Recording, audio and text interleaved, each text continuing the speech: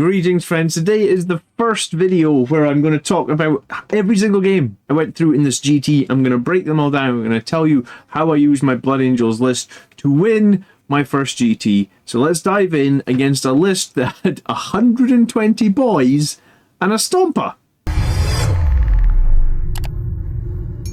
So hello and thanks for being here. My name is John and I just recently won a GT with Blood Angels, my first ever GT win. So I'm going to put a link to that video up above.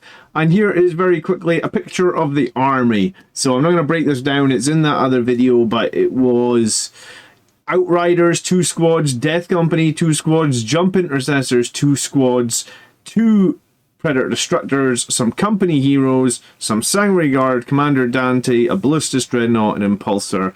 And I felt like it was a pretty well-rounded list. I really actually enjoyed playing this list. It's one of the best lists I think I've possibly ever made. There's some Scouts and some Infiltrators in there as well. So we're playing against Greentide Orks. And we won by 20 points. But this was the list. So like a mech to buff a Stomper, a War Boss to go with one of the units of 20, a Weird Boy to go with one of the other units of 20, and then 4 more units of 20. So the Green Tide basically means that while they're in squads of 20, they have a 5 up invulnerable save. They are toughness 5. When he calls the Wah, they will have an extra strength, and they'll have an extra attack, so it will be a lot of attacks coming out from a squad of 20. The Stomper has some very swingy shooting, and the mech's going to give it +1 to hit. The unit with the War Boss will be able to revive some boys every turn, and the unit with the Weird Boy will be able to jump all over the map, so you could get 20 boys jumping into you turn 1 and potentially making that 9-inch charge. So this was the list. You know when you see that on the tabletop, so basically you had... This is right after deployment in turn 1.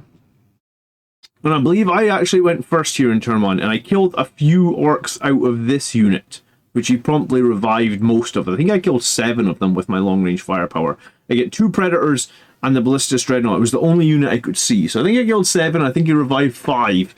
So basically wiped out most of my turn 1 shooting.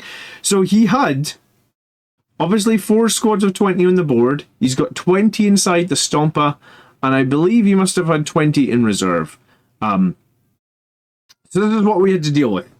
And they're all just going to be piling forward. In turn 1, I went first. So turn 1, he moves forward.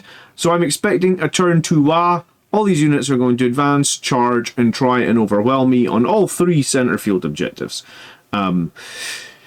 So this is why I'm basically playing my Sangre Guard and 1 squad of Death Company in reserve every game. I'm going to use these to react. And I knew in this game that Orks only have 1 AP.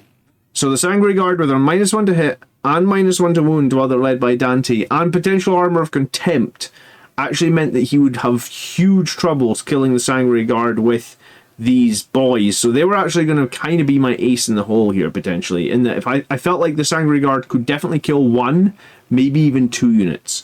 So putting them down in rapid ingress in turn 2 after he's moved and charged and stuff made a lot of sense to me. So I tried to limit what he's going to be able to attack here, right? So like that is a very long distance between those Orks and the bikes. Yes, he's maybe going to be getting that 1 unit of Jump Intercessors, but I mean I've got to go forward and score some secondaries. And over here I felt like yes, maybe he can pop open the transport, but then I'll just fall back my Company Heroes outside of it and do some counter charging, right? So that was kind of what I was expecting in turn 1. And this game was a lot closer than I thought it was. I won it on primary, but it really came... Sorry, I won it on secondary. Because I guess a bunch of units... Like, he literally lacks units. He only has, like, 8, I guess, including the mech. So as I said, there you go. Look at all these dice. Look how many dice he's throwing. So, I think... I might have been wrong, actually. Maybe he kept 1 unit of 20... I think he maybe unloaded that 1 unit of 20 there. That's what it was. So he unloaded 1 unit of 20 out of the Stomper to hold his home field objective. And then he piled everything forward. So you can see here, these guys got in, and I actually had my Scouts in here to try and protect those Jump Intercessors and obviously the Predator tanks a little bit. This Impulsor is overwhelmed like crazy. And if you notice where those Outriders were in turn 1, the Outriders had moved up. The Outriders actually retreated because I figured that, like, there's nothing that he's going to advance and charge with a wag. There's nothing the Outriders can do here, so I just wanted to pull them back so that they could do a counter charge. And that's a very weird play to make, but that's exactly what I did. And I also dropped the Sanguinary Guard back here. This is not really where I wanted to be dropping them, but I felt this gave them a very good option to jump forward, Infernal Pistol 11 Orcs, because you got 11 Infernal Pistols, and then charge possibly both squads. And I felt like with the company heroes coming out here, the Outriders for the counter charge, we could maybe wipe out all 40 of these Orcs. And all I'm going to lose is, yes, the Orcs are going to blow up the Impulsor. I can live with that. I can totally live with that. The Stompa was actually a bit of a problem. You'll notice my Ballistus Dreadnought is gone. The Stompa was killing something every single turn. The +1 to hit from the mech, and its damage is so swingy. I think he gets D3... Sorry, I think it's 3d6 shots. He rolled pretty well on those 3d6 shots. He was just blowing up a tank every single turn. And I didn't actually put that much firepower back into the Stompa because it is T13. So I felt like it was better to clear out loads of the units of Orcs, because if I clear out loads of units of Orcs, I can hold on the objectives and I can kind of wither a bit of firepower from the swingy Stompa. And that's kind of how I was going to play the game, with the Infiltrators hiding in my backfield as well. So... you'll notice as well, my bikes are gone. The Stompa killed them as well. So Stompa killed the Ballistus Dreadnoughts and the bikes early in the game. It was actually, like, the Stompa was surprisingly effective this game. So anyway, he pushed everything forward, as you kind of expect, and it was all about limiting my losses. So, like, my jump intercessors went over here to fight.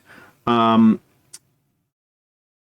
never going to kill the whole unit of Orcs, but maybe, you know, like, I think I felt like they could whittle them down enough. I also thought that this might be a good place over here for some rapid ingress, but I was maybe a little bit scared of the Stompa. I also thought back here could be a good place for rapid ingress. I think I ended up rapid ingressing here to charge this home field objective. We'll come to that. So anyway, in turn 2, he's on me. And that's kind of what you expect from Orcs, right? They're going to be on you in turn 2. They're going to be doing, like, a lot of early game damage or a lot of attacks from the Wa and stuff like that. So it's all about being able to counter that. And I felt like I was in a good position to counter that because I've got my Sanguinary Guard, I've still got a unit of Jump Intercessors in reserve, I've still got a unit of Death Company in reserve, and as we move into turn 3 you can see the counter charge here. So yes, all 40 Orcs are gone here. I lost maybe one company hero, but that unit of Sanguinary Guard, 1, 2, 3, 4, 5, 6, 7, 8, 9. So I lost one Sanguinary Guard. And we, like I said, they were going to be very effective against the big 20-man blob of Orcs. The Outriders are all good here. The Death Company have actually come into the fight. I think I dropped a Death Company in here. You can see them. They were holding very far back. Purposely, again, holding far back in turn 2 because we know how fast the Orcs are. So he's going to kill my unit there. My idea was countercharge with the Death Company. And you can see here I ended up leaving like 3 Orcs. So the 5 Death Company and the Chaplain killed like 17 of those Orcs. I'm okay with that. So we killed 40 Orcs here. We killed another 17 there. And now we're potentially holding 3 objectives for primary. So we're going to be scoring pretty good. The Stompa is going to be a problem in that it's going to munch some Sanguinary Guard. And it's probably going to kill another tank. I think it actually did. He rolled well on it and killed another tank again. And at the end of the game, this is what it looked like. That I'd actually brought in my Death Company over here, like I said, and I charged his home field objective. And I didn't kill all the Orcs. Again, I think there was 1 or 2 Orcs left. But I was holding his home field objective. I had enough Death Company holding there. The remainder of my company heroes was holding here. I was holding middle of the Sanguinary Guard. And yes, he held this one. But he struggled for actions overall. So... primary was actually really close. You can see here he killed 4 units in turn 2, which gave him a slight... kept him up. No, I actually gave him a slight lead in primary because I didn't kill anything in turn 1. That was a Stompa killing stuff turn 1. So he actually killed really well. 1, 4, 2, 2. I killed 1, 2, 3, 1. So he killed really well. He had less units, of course, so obviously I can't kill more as easily. But I was able to score a lot more things here, like recover assets and assassination and no man's land and stuff like that. So it was fairly predictable, this game. Like, I know what the Orcs are going to be doing. They're going to be coming forward. They're going to be wahing as soon as opportunity arises, and then they're going to be on top of you. And 20 T5 Orcs with a 5++ can actually be quite tough to shift.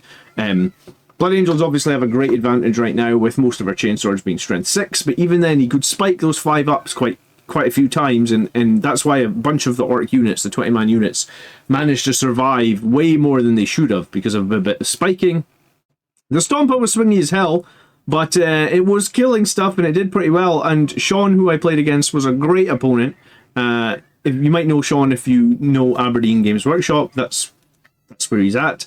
He was a great opponent. He actually beat Andrew as well on his Eldari, so he was pretty solid player. Pretty crazy list, and there's something to be said about just going to a GT with a crazy list. So I take my proverbial hat off, because that was a really fun list, and it did have me a little bit worried. You know, when the Orks do that wah, and you've got like 100 boys on top of you, he might have actually been better splitting one of those 20 mans into like 2 10s, so you could have left a 10 on his home field objective and applied more pressure with another 10 or something. But I was able to counter the pressure with those reserves, with the Sangre Guard Rapid Ingress, and I was able to strike hard when I needed to. So this was a good win to start me off at the event. It's always nice to get like a solid win in your first game, and it's also good to play an army you're maybe not super familiar with, right? Like, I kind of knew what Green Tide would do, but I felt really confident after getting this first win, especially when you look at it on paper, you think to yourself, like, I should probably beat 120 boys in a Stompa, but it's never that simple, right? So this was a really good game. If you liked this video, then there's more to come in this series about every game that I play at the GT. And hopefully as I break down like the fourth game and the final game, you'll get a lot out of it. So thank you so much for watching. If you got to the end of the video, please do one of the YouTube things, which is like or subscribe. If you want to support the channel, you can do that over on Patreon, or click the join button under the video. It literally costs like $3 a month or something, and I do really appreciate your support. So I will catch you in the next video. Thank you so much for watching. Peace.